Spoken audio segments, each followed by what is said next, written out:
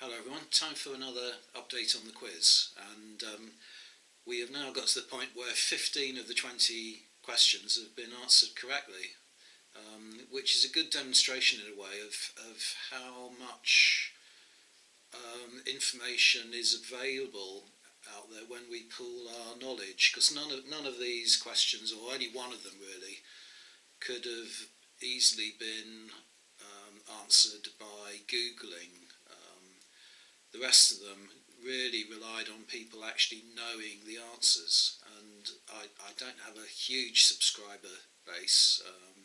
It's just recently gone over 500, and yet 20 quite obscure questions and 75% of them already answered correctly.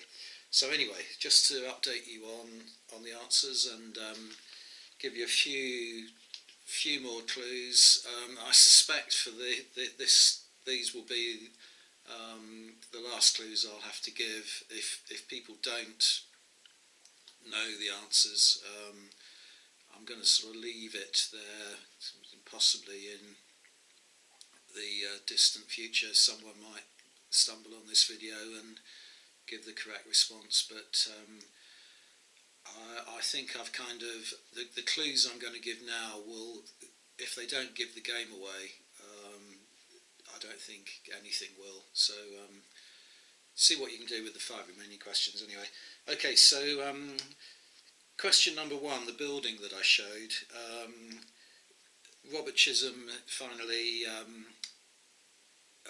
identified the building as the La Belle Alliance, the building that Napoleon used as his sort of headquarters for the battle the night before, and where Wellington and Blucher met after the battle, and there's a famous painting of them meeting outside of the building. So it was La Belle Alliance.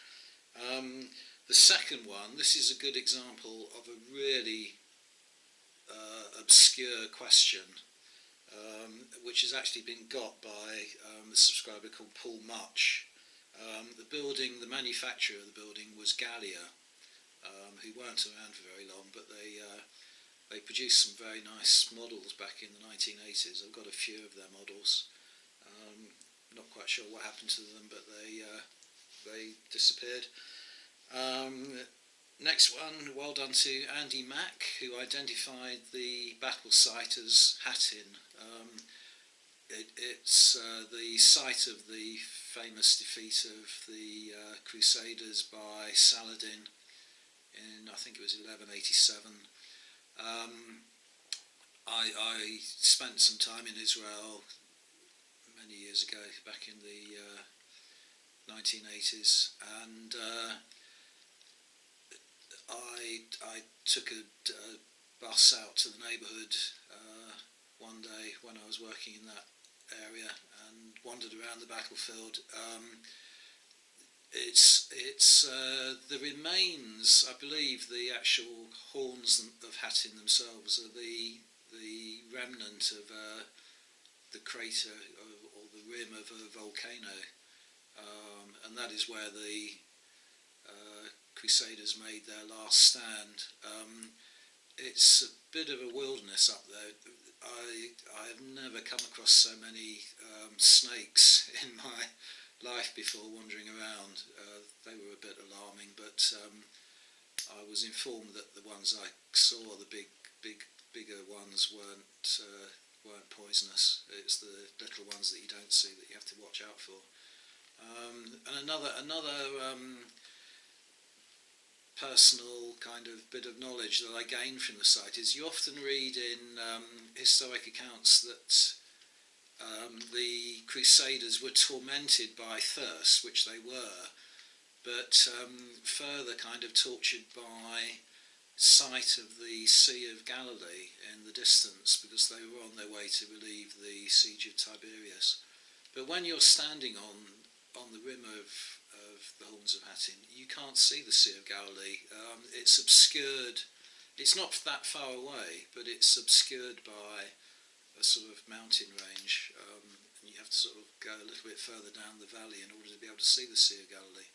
So I think that was a bit of poetic license on the part of a lot of historians. Anyway, so well done, Andy Mack, for getting hat in.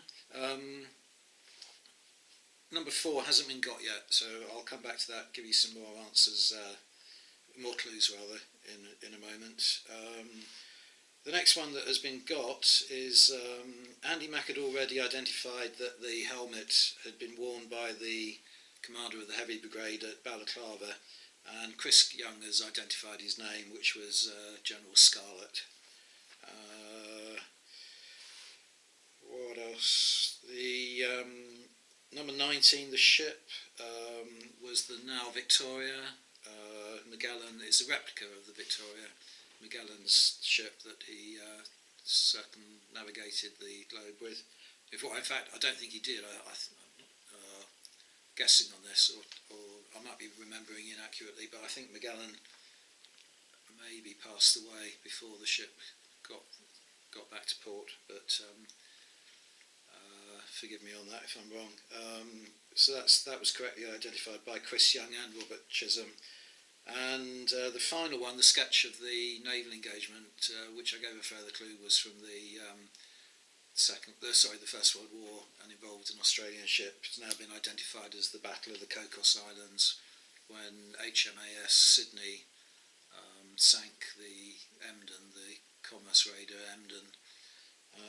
Also known as the Battle of North Keeling Island, because the Emden grounded on the reef of North Keeling Island, which is not too far away from the Cocos.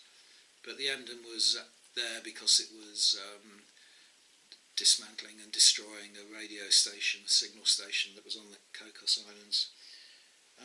So I think they are the additional ones that have now been correctly identified. So just to give you a few more clues on the ones that haven't.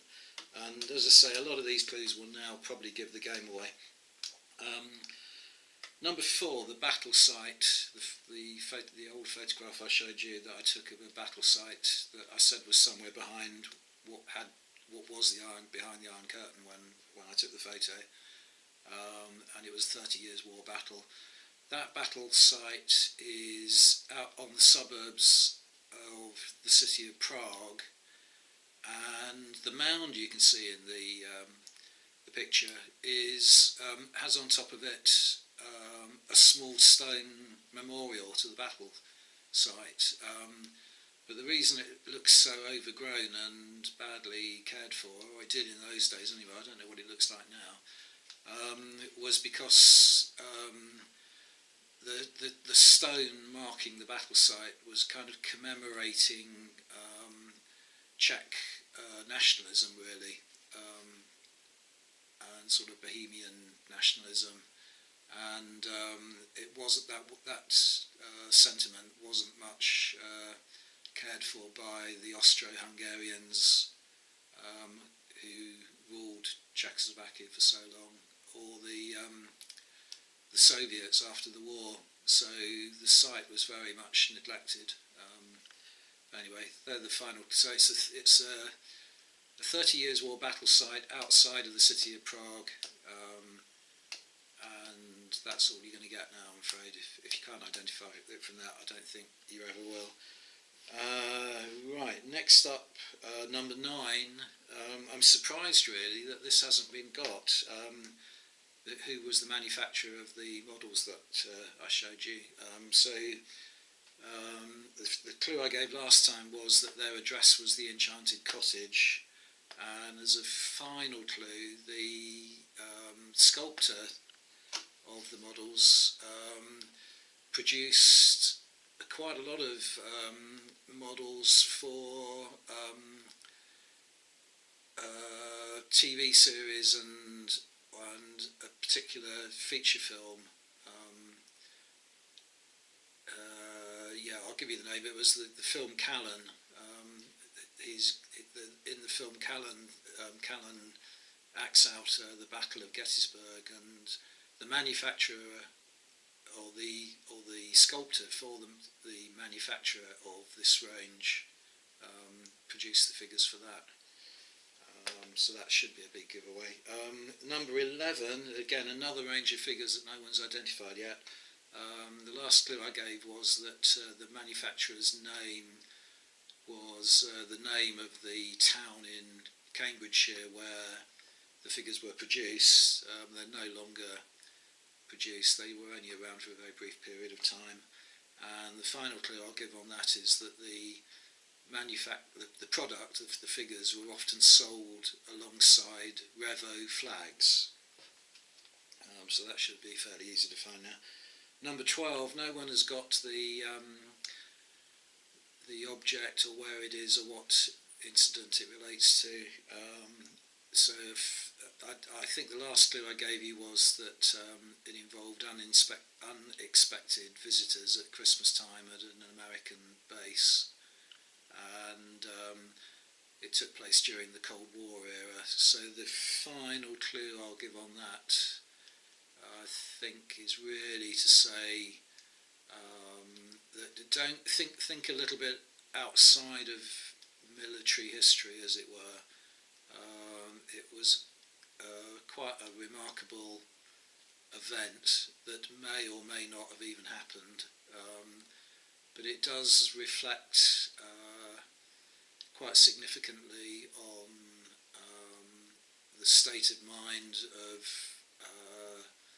service personnel during the Cold War period, particularly when you take into consideration that there were cruise missiles on the base, and the event took place just outside of the perimeter of part of the base, and it took place in the 1980s, and see what you can make of that. But I'm surprised in a way that no one's got this, because it is a very common theme on YouTube. Not from the aspect of military history, because it's sort of outside of that area. But yeah, that's all I'm going to say on that one. So you may or may not be able to get it from that. And then finally, one of the ships, number 18. I thought someone had got this, but now looking back, I can't find anyone giving the correct answer to this. So the last clue I gave you was that it wasn't a fighting vessel, because a lot of people were assuming it was something like HMS Victory or something like that. It's a sailing ship, not a fighting vessel, and I'll show you an image of the prow of the ship, which should give away the name of the ship. It's the figure is that of the figurehead is that of a witch wearing a sort of short skirt, as it were, and the name of the ship is the term for the short apparel that she's wearing, and it was also her nickname of a kind of fictional character, but this was the nickname of a fictional character. So I think that should, combined with the other clues, give it away now, and the image that I'm going to put up.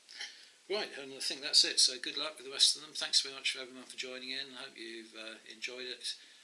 As I say, it was partly an experiment just to see what kind of accumulated knowledge could be gathered from a fairly small sample of viewers on the internet. And as I say, I think it's quite remarkable how 75% of some quite obscure questions have been answered correctly. So thanks very much for watching, and see you on the next video. Bye for now.